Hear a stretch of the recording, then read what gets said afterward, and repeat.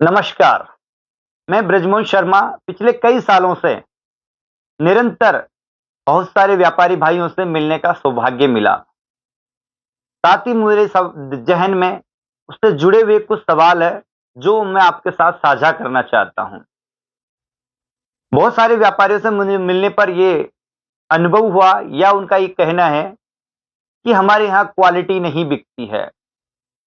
मैं आपसे 2-3 सवाल में ही कुछ आंसर छुपे हुए हैं, जो मैं आपके साझा करना चाहूँगा।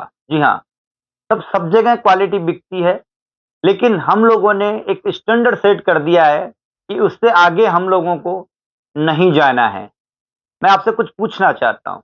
बहुत सारे टाउन ऐसे हैं, जहाँ में अचानक मॉडर्न ट्रेड के कुछ मॉल्स खुल जाते हैं, तो आप क्या तमाम शहर ने अनुभव किया होगा कि उस मॉल में बिकने वाले बहुत सारे प्रोडक्ट हमारे शहर में या हमने कभी परचेज़ ही नहीं किया है, लेकिन वो अचानक बहुत गति से बिकने वाले होते हैं। ऐसा नहीं है सर। हमने हमारे स्टैंडर्ड को वक़्त के साथ बदला नहीं है। आज की डेट में वक़्त बहुत पैकेजिंग, अट्रैक्टिव क्वालिटी, शानदार सर्विस के माध्यम से लोगों की भरपूर डिमांड है। बट हमने उसी ट्रेडिशनल खुले, लूज़ और खुले प्रोडक्ट को ही आज तक सेल करते आ रहे हैं। आप भी जानिए कि अच्छे पैकेजिंग, अच्छी सॉर्टिंग, अच्छी क्वालिटी और सर्विस में और बिल्कुल लूज़ बिखरा हुआ, जो मौसम के साथ-साथ उसमें चीज़ें भी और उसका स्वाद और उसकी क्वालिटी भी चेंज होती रहती है।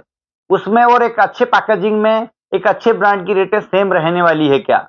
नहीं रहेगी। आपका भी आंसर यही है। लेकिन हमें एक शुरुआती दौर में परचेजिंग के टाइम पर ये छोटी-सी खुशी मिल जाती है कि हमने 10, 20, 30, 40 रुपए सस्ता खरीद लिया है। आपसे सवाल पूछ रहा हूँ सर, कि ड्राई फ्रूट्स में 30-40 रुपए कोई मायने नहीं रखती है। मैं आपसे एक छोटा-सा उदाहरण रखना चाहता हूँ, शायद आप मेरी उस बात से सहमत होंगे। अगर 10 किलो कोई भी आइटम आप लाते हैं और अगर उसको 40-50 जगह वेट कर बेचते हैं, तो क्या हम हमारे ग्राहक को 2 ग्राम, 4 ग्राम, 5 ग्राम ज़्यादा नहीं बेचते हैं? तोलना ही पड़ता है। अन्यथा हमारा ग्राहक ये कहता है कि क्या सोना तोल रहे हैं। साथ ही एक फ्रीक्वेंसी रहती है कि 1-2 ग्राम, 4 ग्राम हमें देना ही होता है। इसके बिना हमारा ग्राहक संतुष्ट नहीं रहता है। तो आप समझिए 5 ग्राम भी अब एवरेज लेते हैं, तो 10 किलो में करीब 40 जगह तोलते हैं, तो 200 ग्राम वेट लगभग शॉर्ट हो जाता है।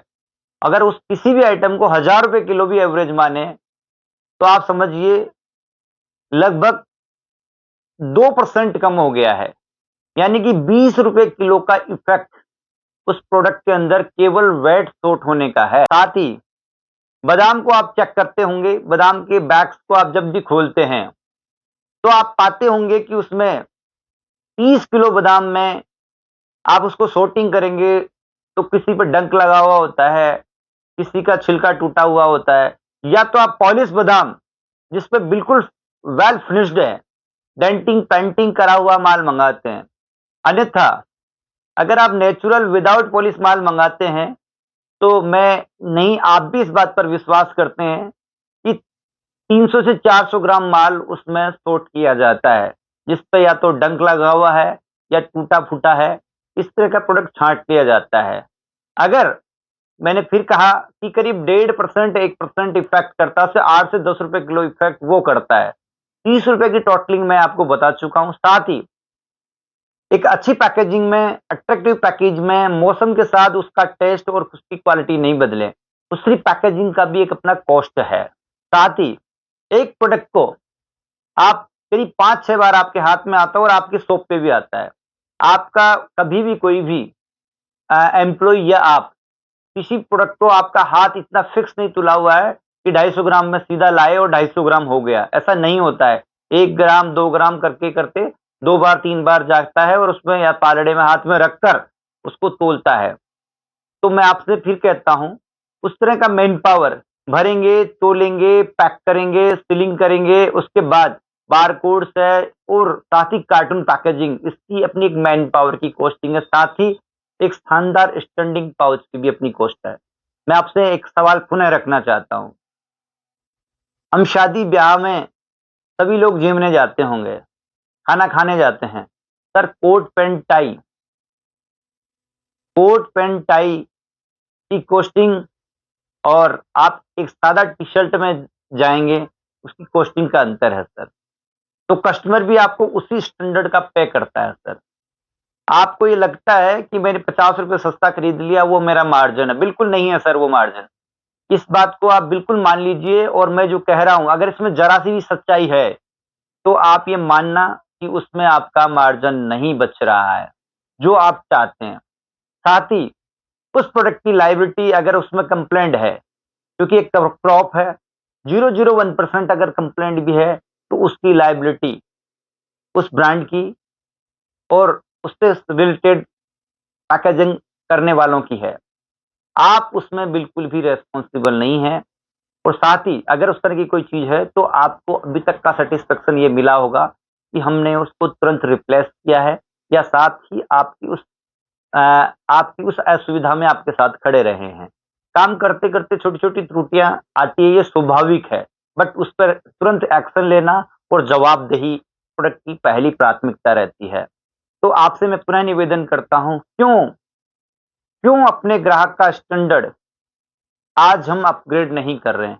क्यों हम आज भी अपने स्टोर का अपग्रेड क्यों नहीं कर रहे हैं? क्यों हमारे ग्राहक को हम आगे की ओर अपग्रेड करना नहीं चाहते हैं? सिर्फ छोटी-सी मन में एक बात कि शायद मैं ₹50-60 ₹70 ₹50-60 मैं सस्ता खरीद रहा हूँ। बिल्कुल नहीं खरीद रहे हैं सर। उसकी तमाम एक्सरसाइज़ को अगर आप जोड़ लें, तो शायद आप और भी महँगा खरीद लें। साथ ही आपकी परचेज़िंग का जो समय है, पर आप जाते हैं शहर में, हर बार एक नया ब्रांड ढूँढते हैं और उस फिर आप कलेक्ट कर के ट्रांसपोर्टों में लगाते हैं। क्यों सर? आप एक बहुत अच्छे सेलर हैं, आप बहुत अच्छे सेलर बने रहिए सर। आपका वो जो समय है, जो सेल परचेज़ करने का है, वो उस जो आप स्टैंडर्ड बेचना चाहते हैं, उस स्टैंडर्ड के लिए आप एक अच्छी क्वालिटी, अच्छे ब्रांड को चुनिए और निरंतर उसके साथ बने रहिए, जिससे आपके ग्राहक का स्टैंडर्ड और आपका स्टैंडर्ड में गैप नज़र नहीं आए।